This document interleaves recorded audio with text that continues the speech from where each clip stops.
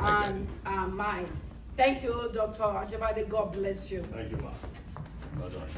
Good evening, everyone. Good evening. Thank you very much for having me. Thank you. It's an honor to be here. God bless you all. So I have about how many minutes, ma'am? About 45 minutes. About 45 minutes. Is that too long? That's great. Now, great. At least it gives us time for questions and answers. Yes. Okay, very good. So I'm just going to, I brought this board here because I like to illustrate as much as possible. I find that lay people, any doctors here other than Prof? Any doctors, any healthcare professionals? Yes. Okay. We have a lot of You have a lot of healthcare. Okay, so my job is made easier then, a little bit, right? All right, we'll try and make it as basic as possible. But we're talking about the brain. As Dr. Mercy said, I have a background in radiation oncology, so I started my career treating cancer patients. But in the process, I started looking into the brain and started seeing what can we do, especially in third world countries. So my foundation addresses brain disorders. First of all, in children, we've donated over $1 million worth of supplements and support to kids with brain disorders. Everything from cerebral palsy to autism to seizure disorders. Because as you know, third world country, Nigeria, most people don't even go to the hospital for their deliveries. And so, as you can imagine, a lot of things can go wrong, and a lot of things do go wrong. So, a lot of kids with brain damage, they have nowhere else to go. So we found out that simply by giving the brain the building blocks, the nutrients, the environment that it needs to repair itself, we began to see remarkable changes. And we went to the government, we presented our findings, they gave us permission to use our approach to it. In the process, we began to, because of the success we have been having over the years, we began to see that began to have older people approach us, people who have had strokes, who are having memory problems, who are beginning to have dementia, began to approach us. And so basically we just use the same principle. The same principle being that the body has the ability, the brain has the ability to repair itself to some degree. I'm not talking about miracles here, but to some degree, if you support the brain and the body, to some degree, you will see some improvements. And we began to apply that, and we began to get results. And again, we went to the government. The government gave us full permission to approach it because it's not standard medical treatment. The truth is, when it comes to problems of the brain and of the mind, can you all hear me well? Yes. Yes. Okay. So when it comes, well, sometimes when I'm speaking to white audiences, sometimes they don't understand what I'm saying, so I have to go slower and slower and slower. So I've learned how to check. Everybody hear me okay? Yes. I lost my train of thought. So the truth is that when it comes to things of the brain and of the mind, there are no medications really that treat these problems. So once you start having memory problems, the doctor will say a lot of things. Say go and have a good diet, make sure you exercise well, make sure you take your drugs as you should, and then go to a psychologist or a psychiatrist and a counselor and so on and so forth. And that's it. There's nothing, zero, nothing that can do what the brain can do if it is given the tools and the resources. And that's what we'll be talking about today. It's especially important for we black people. Do we all know that dementia is twice as high in the black community? Do we all know that? Yes. Yes. You should know that. In the UK, it's 4 times. It's 4 times as high. And it's not just dementia, as you know, cancer, heart disease, and so on and so forth. I don't know what it is, but I mean, at least we don't have skin cancer, right? As much. Yeah? It's more like that's a white person's thing.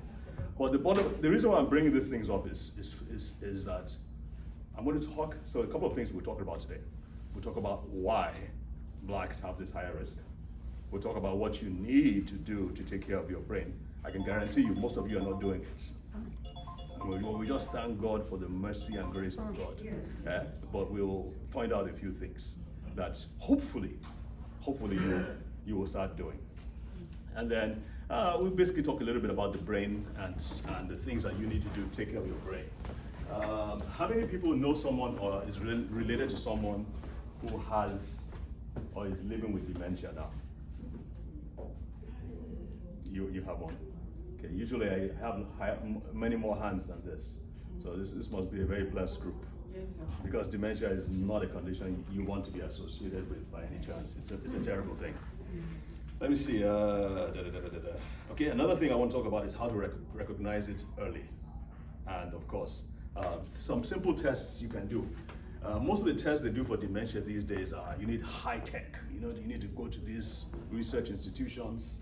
They have the fMRIs, the PET scans, the SPECT scans, all these different things that basically are not available in third world or developing countries. And if you don't have good insurance, it's not available to you either. So if you want to test for the health of your brain, it's going to be a challenge. So we're going to point to simple tests that you can ask your doctor to do for you. And once they do it for you, insurance will most likely will cover it, and if it doesn't, you can easily pay for it yourself. Hopefully you can pay for it yourself. But these are things that you should be doing for yourself to test the health of your brain. So any questions at this point? I've kind of given you an overview of what some of the things we're talking about. But yes, ma'am. What is the reason, or why are the reason why the third world or black people have more of these diseases than any other race? Okay. Is there any particular thing that makes us to be associated with it than the Caucasians? There are a few reasons, a couple of reasons, and I promise you, I will get into it. It's not that God caused us because we're descended from, is it Ham or is it Ham, Abi? One of the descendants of Noah. They say that's part of the problem. No, there are actually biological and genetic reasons why. Also, there are behavioral reasons. Some things to do with our culture, some things to do with our diet, some things to do with our enlightenment and education. I mean, we do know that. I mean, the funny thing is, there's this funny line that says, you go and hide something from a black person, where do you put it? In the book, because they won't read it. In a book, because they won't read it, yes. Unfortunately, that's the unfortunate truth. So we're going to point to a few of these things. One of the things we know, for instance, is that having a long, at least 16 years of formal education tends to protect your brain from things like dementia. Of course, it's not an absolute protection because we know professors and nuclear physicists and so on and so forth who have had dementia. So speaking of, does anybody have a definition for dementia that can just quickly tell me right now? Anybody? Loss of memory. That's one. Loss of memory. That's a simple way to look at it, but it's not just about memory. What else? Emotional. Come on, people, talk to me. Brain-based disease that affect your function. And it is progressive. It is progressive, yes. Affect your reasoning. Yes. Affect your processing of information. Beautiful. Beautiful. Anything else? Okay, good. That's a great time. Give him a round of applause, please. Are you a doctor? Are you a doctor? Yes. Diagnose. Very nice. Okay. Yeah, she mentioned forgetfulness. She mentioned memory. All right. So primarily, he got it right. So it's a brain. Dementia is a brain disease that results in degeneration of the brain itself. Sometimes it progresses. Sometimes it does not. Sometimes it just stays that way. The main parts, the main functions that it affects are memory, the ability to think, like he said, the ability to reason. It also affects your emotions in some people, your personality. You see personality changes. Person who was maybe mild-mannered becomes short-tempered and reacts to certain things quickly, all right? It could also affect, to some degree, physical functions like your vision, your ability to walk and move. I know Parkinson's disease is what we know as that, but even in dementia, there are areas in which you may be losing your balance, you may not be able to move as well. So dementia is an all-encompassing thing. Alzheimer's disease is a subsection, is one of the many dementias, but it is the most common by far. As much as 70 to 80% of all dementias are Alzheimer's disease. And Alzheimer's disease, by definition, It's a brain disease. It's a form of dementia that is characterized by complex brain changes as a result of damage to the brain over a period of time. And it's very important that you remember these points. There are complex brain changes that result from damage to the brain over a period of time. So it's damage that starts the process of dementia. It doesn't just jump on you. So what we're told, and this is the common things that is pushed out, is that dementia happens, or we've been made to believe that dementia happens when certain proteins called amyloid plaques and tau tangles. Everybody heard about that? Amyloid plaques in the brain, and there are other proteins called tau tangles that appear in the brain over a period of time, and they sort of damage the brain's ability to function and signal, and they continue to spread and they take over the brain. That is true to some degree, but it's only a piece of the puzzle. So now we're finding out that long before you have brain problems or dementia, we're finding out that the neurons, the brain cells, are unable to use glucose well. In other words, it's like diabetes. They call it diabetes of the brain. I don't like that definition, but that is what they call it sometimes. They found out that the brain is unable to break down glucose and generate energy. And if you understand that the brain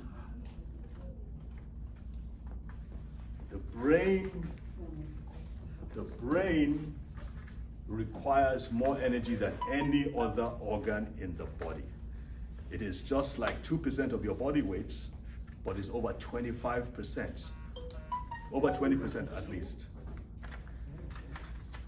Over 20% at least of your energy, of all the blood flow, when the blood that the heart pumps out goes. Is there any way we can mute our phones? It kind of breaks my train of thought, please. Please, if you can, if that's okay, mute your phones, please. I'll give you a few seconds. You say to mute our phones. Everybody should try to do that to your phone. Yes, I just made off. Are we good? Yes. All right, good. Sorry about that. All right. So I was talking about dementia. It's only a piece of the puzzle. Your brain requires energy, and it requires lots of it. Once you start depriving your brain of energy, it will start to deteriorate. Once you start depriving your brains of certain nutrients, I'll give you an example, vitamin B12. Once you're lacking vitamin B12, your brain starts to deteriorate. Are we still having the phones on? I'll tell you, Just switch it on. I just lose track sometimes if it keeps on blinking. I don't know. I'll just switch mine off. All right. I was trying to say there are certain things that if your brain is lacking them, like vitamin B12, most people don't know this. Once your brain lacks vitamin B12.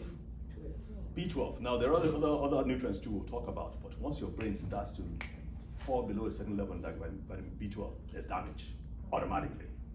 And the good thing is that we're able to recover to some degree, but as you grow older, if you constantly lack vitamin B12, there's going to be damage to your brain. There are some forms of dementia is just vitamin B12 deficiency. That's it. Meanwhile, they'll start treating with all kinds of medication if they don't test for vitamin B12. Mm-hmm. That's true. So you need to ensure that some of the things, and I'm going to tell you some of the main nutrients that we are lacking, especially we as Black people are lacking, that make us more prone to dementia. So it's not just one simple answer. There are too many different answers. Okay? Any questions yet? Now. Yes. So our annual test, I just don't remember, our annual test for people above 60 or say above, does our annual test include B test? Sometimes. They don't screen for me? I don't think so. I don't think so. There's another one they don't screen for, which for a Black person, it is almost, in my opinion, almost criminal if a doctor does not screen for. What do you think it is? Vitamin D. Vitamin D3, yes, ma'am. My question is one, why this thing is affecting brain. The hand Yes. is affecting the hand the same thing. Because I have a friend, she told me that he has dementia. He cannot hold ordinary pen, and he usually forget everything if you want to write. Okay. Then number two, for using the medication, it can capture everything within the person. Right. Okay. That's my question. What's your question? I didn't hear a question. My question is that this thing affecting the brain, but the hand is affecting the hand at the same time. Okay. Is it dementia? It depends. It could be Parkinson's. Because It could have some dementia, but it could be Parkinson's disease as well. is there any medication for it? Yes.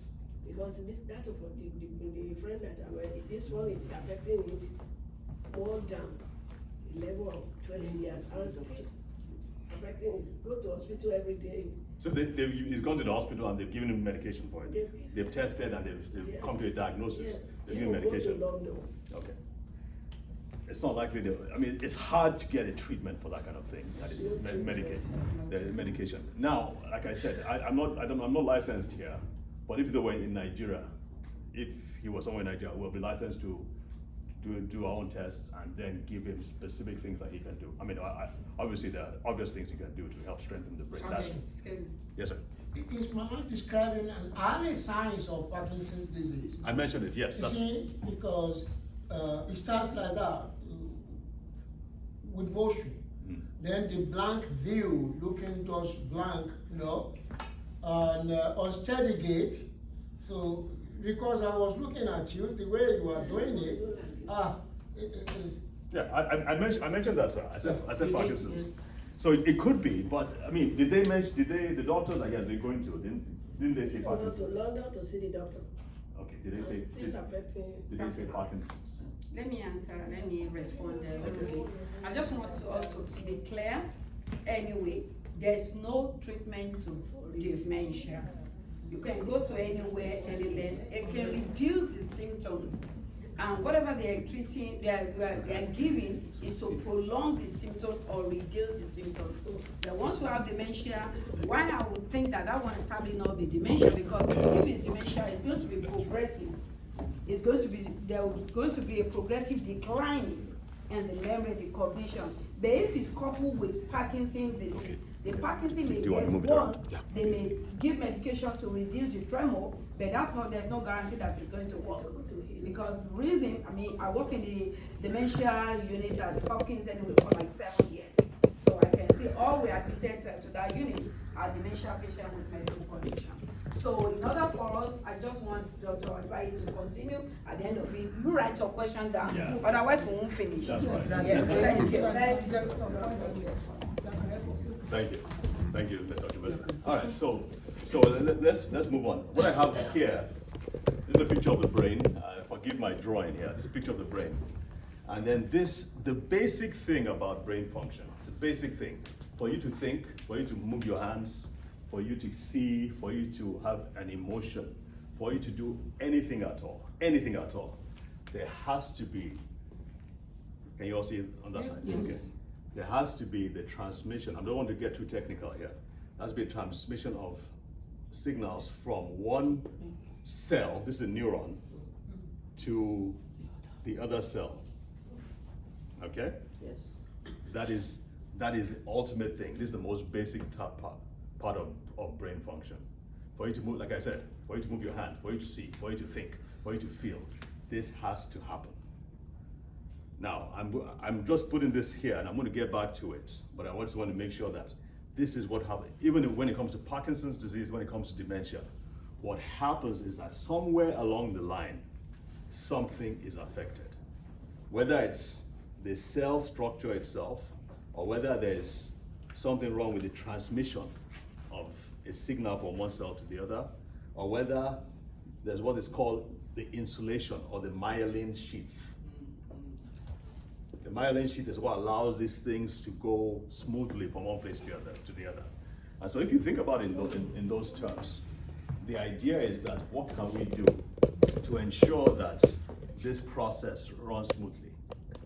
If anything goes wrong, goes wrong here, first and foremost. I mean, we can talk about all, I mean, the neurosurgeons and the neuroscientists and everybody, we talk about the different parts of the brain and all that. But no matter what they say, it all comes to this synapse. There you go. This is what is known as a synapse. Another thing is that all these synapses, so what happens in the brain is that there's a network. So this thing is multiplied like 100 trillion times. Trillion, I don't know who has the time to count these things, but this process is multiplied all over the brain. What happens with Alzheimer's disease? What happens with Alzheimer's disease is that it affects this and it begins to shut down, remove these synapses, these connections. It's kind of like friendships, right? The more friendships you have, they say, the healthier you will be and the longer you live longer. Same thing with the tree and the forest, right? The trees that are in isolation, they are most likely going to be affected by the winds and the storms. But when you have trees together, like in a forest, they have their root system intertwining with each other and they support each other so they're not easily knocked over. Okay, that's the same thing with our brains. Our cells are all intertwined with each other. What dementia does, again, like I said, and I want to make sure you understand this, because once you understand this, you will see that you will now start looking at the things that you're doing and the things that you're saying and the things that you're eating and the things that you are not doing. You will now understand how these things all affect the synapses.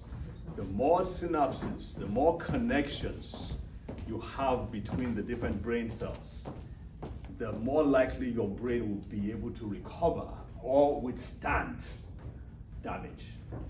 All right. So let's talk about the things that can cause damage. So I give a talk. By the way, please, anybody, you all know about the Alzheimer's Association, right? Mm-hmm. Okay. You all know that if they have anybody who has Alzheimer's disease, you can reach out to them and they can provide support for you. Do you all know that? Okay, I'm going to give you their number if you don't know it. Please write this down. It may be helpful. 1-800. We'll send it to them. Okay. Yeah. So please reach out to them. I'm a volunteer with the Alzheimer's Association, so I do talks around the city a lot. But they provide a lot of support for people with dementia. So please take advantage of that. All right. I give a talk called Dementia's Dirty Dozen, and there are 12, shall we say, risk factors or pathways that lead to dementia. There are 12 risk factors or pathways that lead to dementia. They all start with the letter I. Everybody say the letter I. Aye. Number 1. Ready? Yes. Illnesses. Illnesses. Like cardiovascular disease, hearing loss, smelling loss, migraines. Number 2. We're recording it. I'm going to send it to you. Number 2, infections. Number 3, insults like toxins. Oh. Insults. Number 3, insults like toxins. Wow. Number 4, injury. Yes. You can read off your number 4, injury. Sorry, can you repeat it again? Number 1? Yes. Number 1, illnesses. Number 2, infections. Number 3, insults like toxins. Number 4, injury. So like you've been hitting your head or you fell down, you hit your head, whatever it is, that can lead to it. Number 5, insulin resistance. Diabetes. Number 6, imbalances. I hope I can remember this. Number 7, immune dysfunction. Number 8, intestinal dysfunction, gut issues, digestive issues. Immune disorders. If you're on an antacid, you should realize the risks. Dysfunction. Anything for GERD or heartburn. If you're on something with heartburn. What's number 8? Number 8 is intestinal dysfunction or indigestion. And then you've got Number 9, this is number 9 now. Number 9. Number 9, you got isolation, Isolation, really? insomnia, and gosh, I need to remember this. Insufficiencies, inadequacies. In terms of What do you mean by that, sir? insufficiency in terms Could of be vitamins. Nutrient insufficiencies. Please talk to our time that we can understand. Inadequacies, insufficiencies, nutrients. Primarily nutrient insufficiencies. Okay. And number 12. Hi. Number 10. It's okay. Well, I'll send the note to them. Wow. Go ahead. There's supposed to be 12. Yeah, go ahead. Okay. All right, it'll come to me. Don't worry. I'll send the note to my people. All right. So I feel this is very embarrassing. I'm supposed to be the one. it's okay. I'm the one who came up with this one. I was trying to make sure that they all start with letter I. So I'm supposed to come with it. All right. Anyway, it'll come to me. So when you look at these things, we don't have time to go over each of them.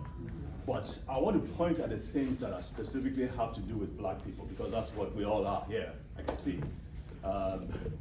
What we know, if I'm to summarize it, is that black people in general, over time, because of either our genetics, our lifestyles, our diets, whatever things that we're not doing, we tend to have greater attacks. Number 1, 3 main reasons.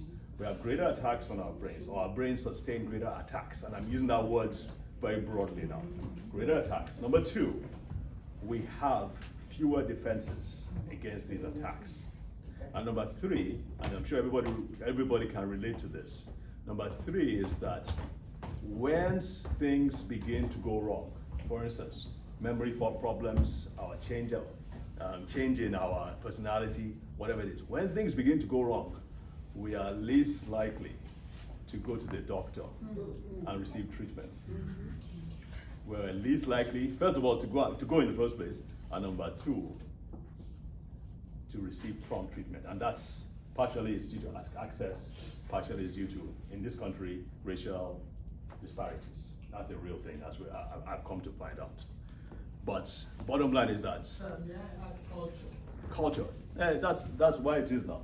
Well, culturally, we don't like, especially for mental health issues. I was raised in the military. I went to NMS, everybody in Nigerian military school. I was also in NDA. So, and I have many of Defense Academy. Nigerian Defense Academy. And I've been, when I was in Nigeria, I was one of the instructors at, I was working with the students who are going to be generals at the Nigerian Defense Academy. The last thing a military person wants to do is to admit that they have something like depression or memory loss. That's the end of their career. Culturally as well, we simply, especially we men, we simply do not want to admit to mental health issues. And we now know that these mental health issues are one of the pathways. So it's like depression and all that will come under illness. It's one of the pathways that lead to dementia. So I'm going to narrow in on some of the 3 things. What are the 3 things I said that makes us more prone to dementia? Can anybody remember? What are the 3? Number 1. No, the 3 main things. The 3 main things. Number 1 is we have greater attacks. We seem to experience greater attacks on our brains. Number 2, we have fewer defenses from these attacks. Number 3, when things begin to go wrong, like we have memory loss or brain issues, we are least likely to either go or receive medical treatment. Okay, all right. So let's talk about some of the attacks. Because, and this is mainly genetics, we tend to have higher levels of diabetes and hypertension. We now know that hypertension, uncontrolled, untreated hypertension, especially in your midlife, from the ages of 40 onwards. Now, most of it starts earlier than that, but we now know that from 40 onwards, if you're not controlling hypertension, and many of us, as black people, we are more prone to hypertension. That's true. If you don't control it, if you're not taking your medications, if you're not seeing your doctor, if you're not making sure this is under control, you are more prone to having dementia because it causes damage. Hypertension causes damage to particular parts of the brain over a period of time. Also, blood sugar levels. Persistently high levels of blood sugar. You don't have to be diabetes. You don't have to be diabetic. Just simply having your blood sugar above normal. It doesn't mean you have diabetes. I hope you understand that. Simply having blood sugar above normal can cause damage specifically to the brain centers. The brain centers that have to do with memory and thinking. Why those parts in particular? Why do they have to specifically aim for those areas? Part of it is because they seem to be much more sensitive. They're more sensitive. They are more sensitive parts of the brain. So, and these two in particular, I really want to hammer it down because we tend to say, oh, it's okay, it's not my portion, it is well. And then we say, no problem, as long as I'm not feeling headache, I'm okay. I know when my blood pressure gets high, it's when I feel headache. I mean, I saw that a lot when I was back home. Okay. All right. So those are two of the things. Yes. Obviously, there are other things like the mental health issues, more stress, especially if you're coming from Nigeria and trying to survive here. You're hustling, you're bustling, you're not sleeping well. Sleep, by the way, if you're not sleeping well, that's one of the insomnia is. Okay, I mentioned insomnia. Insomnia is one of the strong things they've seen that can lead to dementia. If you're not sleeping well, or your sleep is not good quality enough, you need to have 7 to 8 hours of sleep. Not just that, but the quality of your sleep. So sometimes they do sleep tests and they find out that people, while they might be asleep, they are not having the degree, the depth of sleep that they should have. Okay, not everybody can do that. But I can tell you for a fact that if, I'm going to the next point now, the next point meaning that we have fewer defenses. If your vitamin D levels are low, and most of us black people, our vitamin, I don't have to check your blood levels. You should. I'm going to encourage you to do that. Everybody here should. In Nigeria, to get a blood test for vitamin D level is almost impossible. I work at National Hospital. They have to go abroad or send a special test for that. Okay, so vitamin D levels. You are in the US, you should check your vitamin D levels. But I can tell you for a fact, most people here have low vitamin D levels. Right? Have low vitamin D levels. And it's going to get worse as we go into the winter. Your vitamin D levels will further drop as we go into the winter. Why am I harping on vitamin D? Why? Why am I emphasizing vitamin D? Okay. Sunlight is good, sir. Yes, sir. Most of us don't go out in the sun. AC car, AC inside. Dudu like is what I hear a lot of the time. We don't like going out into the sun. I lived in Abuja, it's very hot. I go to the park sometimes. When you go to the park, bless you, ma. When you go to the park, we find out that even those who come out, they're fully clad. They're dressed like this. They're not going to get vitamin D much, except on their face, on their hands. The body makes vitamin D from being exposed to the sun. What we now know, remember we're on the second point now. The second point is that we have fewer defenses against attacks. And I'm pointing to, there are other things, there are many other things, but because of the time, I can't go to them much. But the most important thing is vitamin D. We now know that vitamin D really should not be called a vitamin. It is one of the most important nutrients for the protection and the development of the brain. It's one of the most important nutrients for the protection. I mean, I wish I could find a way to say it more strongly than I'm saying it now. But it is the most important thing. They found out from pregnancy, childbirth, infancy, adolescence, adulthood, young adulthood, old age. those that have the least amount of vitamin D are those whose brains are most vulnerable to dementia, memory loss and dementia, because the vitamin D helps. Remember, we drew the picture of the synapses there. Vitamin D is one of the things that supports the architecture of the whole network of synapses. Now, let me ask you an easy question. Which demographic has the least amount of vitamin D? That should be a quick answer. I think black. Black. Black Black. people, sir. Because we don't go out in the sun. Blacks. Black people, sir. But then, in Nigeria, the sun is heavy there. Why do they still lack that? Well, They don't go out to absorb it. They don't go out, especially when you become especially when you become middle income. When you are rich, you don't have to go to the farm. You don't have to hawk food on the streets. So you are staying in under AC. Your house, your AC, you go to the car, AC, you go to the office, AC. Okay? And so most people do not get vitamin, and even when they're out in the sun, especially, again, I'm in Abuja, so most people are, the Muslims are fully clad. I mean, they're covered, right? So they have less vitamin D. Let me tell you this, for you as a black person, a white person can go out in the sun, in 15 minutes to 30 minutes, they will receive some say about 15,000 international units. You can make 15,000 international units from being out in the sun. The body will make it. So your body will make it if you make out in the sun. For a black person to receive that same level of vitamin D, you will have to stay in the sun for 6 to 10 times that period of time. So could that be attributed to Yes, sir. skin? The melanin that we have in our skin, it's as a sunscreen that blocks the absorption of vitamin D. But can we substitute vitamin D? Yes. Vitamin?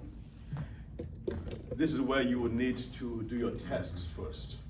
So this is what I encourage. Please do your tests. Here in the US, do your tests. And ascertain your blood levels. Now, with the normal range, and this is the number, is 30 to 100 nanograms per mil. So it's a wide range. I can almost guarantee you that 50% of you will not make that. I can attest to the quota anyways. 85% of the population has low vitamin D. 85% of this population. So it means anyway, if you run for 100 people, or less than 15, we have a normal vitamin D. And when I say normal vitamin D, maybe around 28, 30. So maybe only 1 or 2% we have their vitamin D greater than 60%, and they are already taking vitamin D regularly. So it's like if we all check it, and I do check it for all my clients anyway, so just to have an idea. So that's I can attest to, like only 2% have their vitamin C greater than 60. Everybody is like, including myself anyway. So have low vitamin D. But after talking to Dr. Akibade now, it's like, okay, I've been taking a lot of vitamin D. So Very good. Give her a round of applause. Good job. You need to. But again, because I have to tell you the right, when I stand in audiences, I say, please check your vitamin D levels. In Nigeria, I know I'm just speaking to the breeze, because they will not check it. It's not likely they will find a place to do it. So I just say, take your vitamin D. The risks of having too high vitamin D, as opposed to the risk of having too low vitamin D, night and day.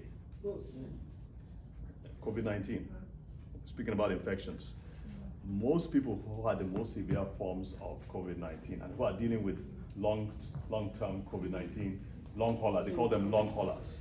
When they went and did the tests, they found out that those who had low levels of vitamin D before the infection were the ones who had the most severe forms and the ones who were most likely to die.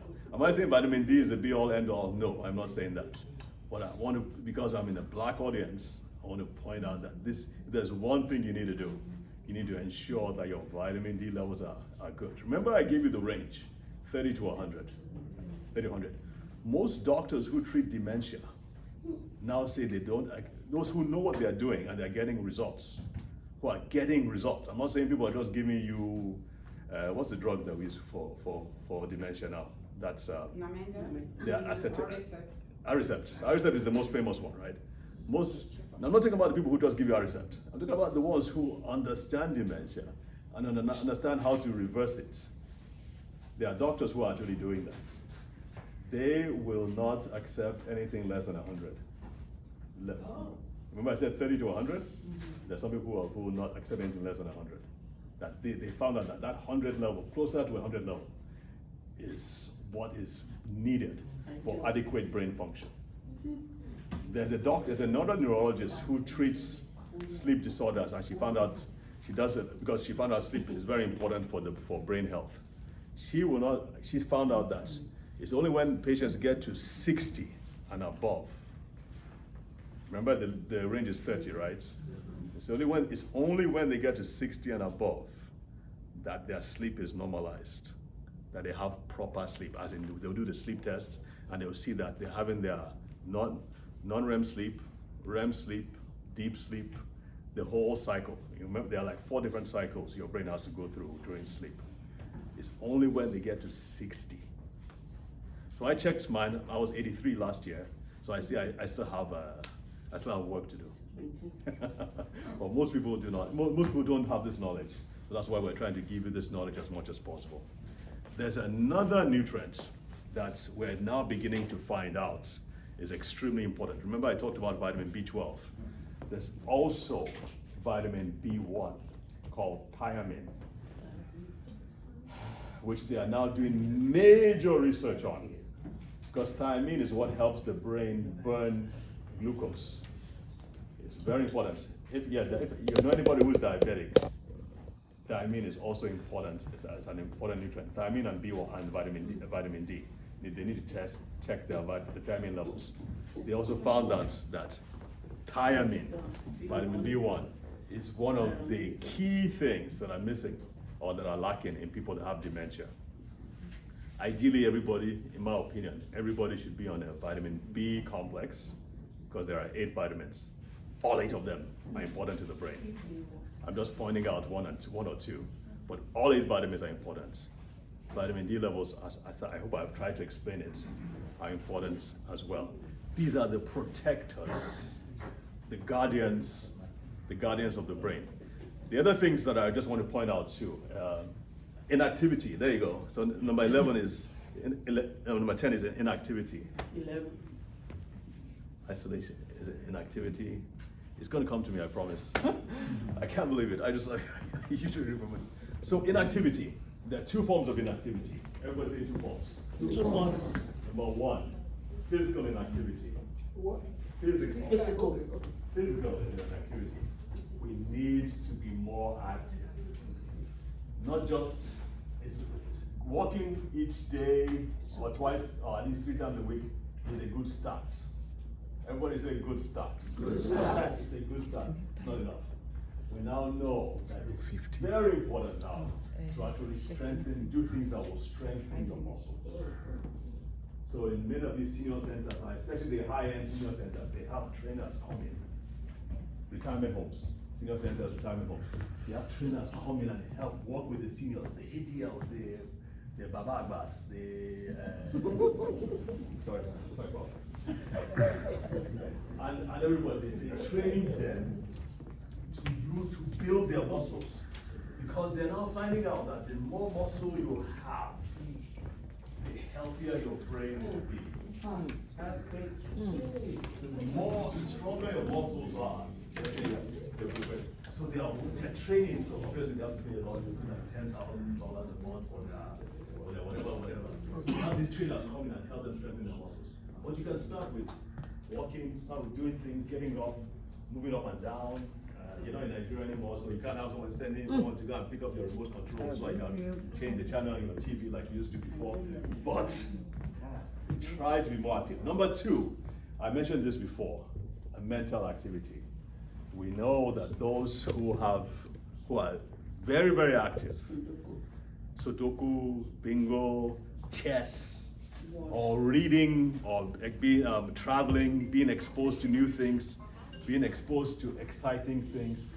They are the ones who are constantly, who are stimulating their brains. They are the ones who have protection. Remember, these things, we're talking about protection. These are things that protect your brain. Protect, there's things that you have to do you have to deliberately do them now. You have to deliberately do them, because once, as far as Alzheimer's disease is concerned, once the process begins, it's like going downhill. It just gathers momentum over a period of time. So that's why it's my passion now to reach out. In fact, we're starting a YouTube channel where it's called Dementia and Blacks, where we're just constantly going to be putting out information on that. So you can just watch that. YouTube is free, so you can watch it for free, where we address each of these different things. So you understand. What I see is regrettable is that I don't see any black doctors coming out in open. If you've seen them, please, those of you in the medical field, please direct me to them. But I've looked. I haven't seen black doctors come out and warn the black community and say, listen, these are the things that you need to do. These are the things, this is how you are different. Because you are different. You are biologically different from a white person. So the examples, the instructions, the recommendations that are given to white people do not necessarily apply to you. I'm going to give you an example. Medications for hypertension. The drugs that they give to white people are different from the ones that will work for us. Mm-hmm. Yes. You do know that? Yes. Yes. I know. There are drugs that if they give white people, they will hurt us. Mm-hmm. I'll give you another example. They are recommending calcium supplements. If you're a black person, you should not be taking calcium supplements unless the doctor specifically gives you a reason for it. Calcium supplements. If you want to protect your bones, you need vitamin D and vitamin K2. Calcium supplements, the danger, even with white people now, we're finding out that the danger with calcium supplements is that they tend, once you take them in, they tend to deposit on the inside of the blood vessels, increasing your risk of cardiovascular disease, of heart attacks and strokes. Let me make that clearer. Yeah? You can check, all you need to do is ask Siri, calcium supplements, are they good or bad for you? And they'll give you a series of things. But black people is worse. We are more sensitive. There are now being books. There's a doctor in Cleveland, a black doctor who, in a Cleveland clinic, who started studying it. By the way, when he started studying it, he was like, that's true, black people have low levels of vitamin D. Let me check my vitamin D levels. This is a black doctor. Do you know what his vitamin D levels were about? 9. Wow. 9. 9. So he too had to go and quickly do it. Doctor. So again, my point is that we need this information the most. And we're not being taught, sometimes it's fear of being attacked by maybe BLM or whatever it is. Some white doctors are afraid. They have the information. They have the information. Now there's in Johns Hopkins University now, there's a doctor there. Oh, my time's gone. There's a doctor there, 5 minutes more, okay. There's a doctor there in Johns Hopkins who is studying, he's collecting the brains of black people. He has the largest collection, 700. He's like, okay, let's check the genes, let's check the structure of the brain. Why is it that black people have more prone? I have several reasons why, but it's always good also to see the genetic reasons. And they are finding out that in the genes, there are certain things to do with the blood vessels in the brain, certain things to do with the immune support brains, like the support cells, like the microglia, the astrocytes. You know what that means. That have some predisposition towards dementia. And so you can see a white person cannot come and say these things to you. they will feel uncomfortable about saying it. But why aren't the black doctors saying these things? That's what I feel it's a tragedy. I was listening to an interview between a black journalist and a black neurosurgeon. And the black journalist was asking, so why is it that black people have higher rates of dementia? The neurosurgeon took a pause, thought about it, and he says, we don't know. And then the journalist said, okay, fine. And they moved on to another topic. That is almost criminal in my opinion. You have someone in the highest level, the top of the food chain when it comes to health and medicine, and he can't say anything. So it's very important. It's very, very important that we start to look at these things. Let me just point out a few other things. Yes, I wanted to say tests. Please, there are about 7 tests you need to do to ascertain overall health or brain health. Number 1, you want to test your blood sugar levels. You want to ensure that you have your blood sugar levels tested regularly. Now, number 2 is your insulin resistance or insulin sensitivity. There are special tests that do that. If you can't get those tests, there's a way you can find out. There's a way you can test your HDL levels and your triglyceride levels. There's a ratio there. We can talk about that later. Number 3, you want to check your vitamin B12 levels. Vitamin B12 deficiency is a cause of dementia. Number 4, homocysteine levels. Homocysteine is a protein that accumulates in the blood vessels and in the brain and can lead to dementia. Number 4, homocysteine, okay, fine. Number 6, inflammation. Your high sensitivity, CRP, C-reactive protein. Number 7, your vitamin D levels. So we talked about that, right? Yes. Okay. If you do those tests, they will give, it's not highly sensitive to the status of the brain, but to a certain degree, it will tell you what is influencing your brain. And if you can pass all 7, you're in good shape. The other one too you want to check too there's another one you want to check as your hormone profile. PETT, progesterone, estrogen, testosterone, and your thyroid hormones. Very, very important to that. All right, so I was going to talk about last thing I want to talk about is how to recognize dementia early. Certain things like mood changes, memory loss. If a person can't find his way home, if you get lost in areas where you are normally used to navigating, if you start tipping the waiter like $10 when you used to tip them $5 or $2 before, if you can't balance your checkbook, these are all tiny signs. If you can't handle your finances well, these are all little signs that you should be aware of. But the main basic thing here that will alert you to dementia, the number 1 thing. What was that? Forgetfulness. That's it too. Forgetfulness, memory loss. But sometimes people with dementia don't have memory loss. They might have other things that are not. So not all dementia is memory loss. I just want to make that clear. Okay. It's very common, but it's not all. The number 1 thing is a change in mood or behavior or patterns.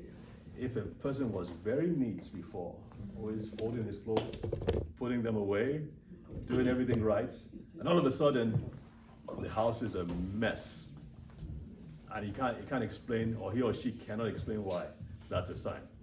All right? Another thing, obviously, is mood. If the person was very mild-mannered before, and all of a sudden becomes short-tempered, that's another sign. Yes, Evan? I was told UTC, urinary tract infection, can mislead Yeah. UCI to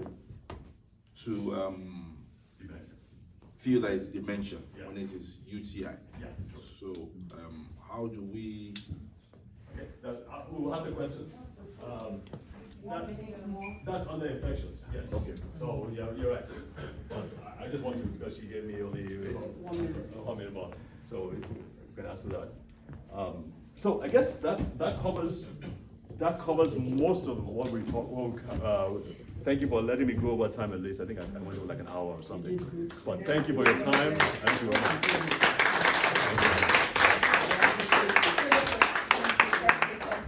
you. Sorry, being a medical provider, still practicing. Some of us we don't have insurance. So, and some even have insurance. Anyway, there are some tests among these tests that the doctor will not order. Exactly. So don't fight your doctor if they don't order those ones. They are expensive, they are not routinely done. And the first one is the homocysteine and the inflammatory markers. If you don't have indication for inflammatory markers, they are not going to do it. So except if you have infection anyway and they can't find the source of the infection, that's when they will try to do some inflammatory markers. Then another thing about the hormonal levels, they have to have strong indication, but the least they can do is they can check your thyroid functions. So they do the thyroid functions anyway. If you're a male, you can ask for your progesterone, you can ask for your prostate, PSA. Thank you, PSA level. And for women anyway, in the menopausal stage anyway, you can ask your doctor to do the estrogen and progesterone. But you have to have a solid reason for them to do it. But the other ones anyway, they can do it. Like I said, if you don't have insurance, all those vitamins are over the counter that you can get. Yeah, vitamin D, you can get that over the counter. Don't say until you get to see your doctor to order these tests. They are all water soluble vitamin. You can overdose on it. So vitamin D, you can take it. Vitamin B1, you can take it. Vitamin B12, you can get them over the counter. Exercise is very important. Nutrition is very important. And if you have the key thing is, we talked about it last week, the brothers and sisters and the uncle, the diabetes, hypertension, and high cholesterol. We talked about it at length. They are brothers and sisters and uncle. Once you have one, it's to call in for the second one, to call in for the third one. So my exercise, do what you do. If you have blood sugar, don't say God forbid. God forbid, clear it. Do whatever you need to do. Same thing, just a second, sir. Same thing, high blood pressure. The black people are the one that come to the office. Somebody came to me yesterday. The blood pressure was 210/110. And I said, what do you want me to do now? Oh, I haven't had my medication for 2. I said, the last one I saw you was 7 months ago. I said, come back in 6 months. You didn't come back. Now, what do you want me to do? But since I know my population, my people, if it's the other races, not black, I'll send them to the ER. I won't do anything. But I know my people can go on with 220 blood pressure and just be walking like a ghost. So I tell them anyway, say you are walking like a ghost. Please, and please, I don't want to be spirit in all these things. It's very, very, very, very important. You can't have diabetes without checking all these things. You can't have diabetes and have infection. I say, God forbid. Please treat it before it gets to sepsis. I've seen somebody that died with just tooth infection and went to the brain and all gone. So not only this, I don't want us to go to leave this place and be talking of, oh, dementia. Yes, dementia. These are all precursors. But if you can do all, if not all of this, then you'll be okay, and we will not have dementia. It's good to know so that when you see any family member, you can educate what you've learned today, take it out, what they need to do. Don't wait, oh, I don't have a doctor, oh, I can't afford this, I can't do this. There's something you can do by yourself. God bless you. Yes, sir. Yes, ma'am. When you say vitamin D is over the counter, are there different kinds of vitamin D? Yeah, we have the loading dose of vitamin D that doctor will prescribe, which is 50,000 units. So anyway, if you don't have a doctor that will prescribe that, because some will not even prescribe it, I know because I know the population of my people, because to run that test is expensive, because I've tried to run it on my patient that they don't have insurance, that self-pay, and I know that one is expensive. So when I look at them anyway, you don't have insurance, I just put them on the over-the-counter one. If they can afford the 50,000 unit, I order the 50,000 unit for them to go. But you can go there anyway. You take 4,000 a day is over the counter. Just take it, and there's no with vitamin D3 and D2. You can take it. The absorption is one that's different. The reason I'm asking is because I am on vitamin D. Yes. And when it ran out, Yes. I wasn't in Maryland where my doctor was, so I just went to try and get it over the counter, and they refused to give it to me. No, you can get it, it's there. You can get it. You can go to, it's there. No, you can't get the 50,000. The 50,000 is true prescription. But if you are taking 2,000, if you are taking 2,000 every day, or 4,000 or 5,000 every day, you multiply it by 30. You know how many thousands of vitamin D you will get. Yes. Thank God we have pharmacists here. It's only once A week. Yes. So you don't need. Or in 2 weeks. Yes. Some people get I think D3 one a day. Once a So- week, you will be on 1,000, 2,000. But our 50,000, you cannot spend. okay, but our researcher is saying now that we can take more than 50,000 a week. Is that not what we get? You said we can take more than 50,000. I know our insurance will not pay more than 50,000 a week here. Well, if I may say this, the results that they've looked at, they say it's better you take it per day. It's more effective per day than per week. Yeah, but our insurance, our doctor will not order it. Because the insurance will not pay for it. Yes, pharmacist, sir? They won't pay for it. They only pay for 4 capsules Per month. Which is two which is. May I say this? Yes, sir. Let me beg you, this is ridiculous. Yes. This is ridiculous. You don't need to go see your doctor to get the prescription of vitamin D. You need to see your doctor to do a test to see where your levels are. That is good. But what they found out is that, I mean, you can get in Sam's Club, you can get 6 months worth for just less than $10. Where? But it's not 50,000. That's what I'm saying. It's like 5,000. But what I'm saying is that if you have 5,000, with 5,000 a day, you are fine. They're recommending for black people. I recommend for black people. I'm sorry. Yeah. Is that the one for every day? You cannot go to Sam's Club and get over the counter because they refuse me. No, what I'm saying, sir, and I'm repeating it, sir. The 50,000. Thank God we have an active and still practicing pharmacist here. The insurance will only cover 50,000 a week, 4 tablets a month. That's what they will cover. That's not what I'm on. Exactly, that's what they will cover. But anything less than that, like 2,000 and 5,000, you can get that over the counter. You can go to the natural pill, you will see it there. It could be 1,000, it could be 2,000, you will see it over the counter. I'm on D3, so I don't know. You are what? D3. D3, you can get the D2. Yeah, if you can get the D3, use D2. Yeah. Huh? Yeah, they are there. If I may say this again, they found out that D3 is better than D2. Yeah. The D3 is more bioavailable. It's more absorbed and used by the body. D2 is not so much. You have a greater risk of overdosing with D2. Much less with D3, because D3 is more, as I say, more bioavailable. And again, excuse me, if you take it on a daily basis, like especially during this winter is coming. If you take 5,000 on a daily basis, some people are more comfortable with 2,000 or 1,000. But what they found out is that the daily dose is actually better than the weekly dose. Okay.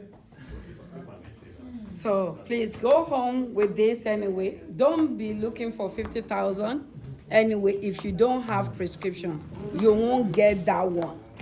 There is 50,000. There's 50,000, you won't get that one. Yes, sir. And also, it's strongly advisable, according to him, get Yes. a test done. Yes. Just don't jump out there and load yourself with vitamin. I know my people. Yeah. Because I'm a pharmacist, they come every day for impossible over the counter. But once you have your test, and your doctor is the only one that can say you have low level, you have high level, then you have to be taking this continuously, and we don't repeat our visit with the doctor. Yeah. Yes, sir. I have two questions more so that we can move to. I just want to verify that our presenter said that it's not easy to overdose of vitamin D. Did I hear that right? Yes. That is not. It's a water soluble, sir. It's a water soluble. No, sir. Like since I've been practicing, like I order it for all my patients. When I see them first, it's part of all the things that everything you say. Those are all everything that I order for my clients. So once a year when you come for your visit, I order all those things. I'm the only 2% of my patients that I order that are over 65%.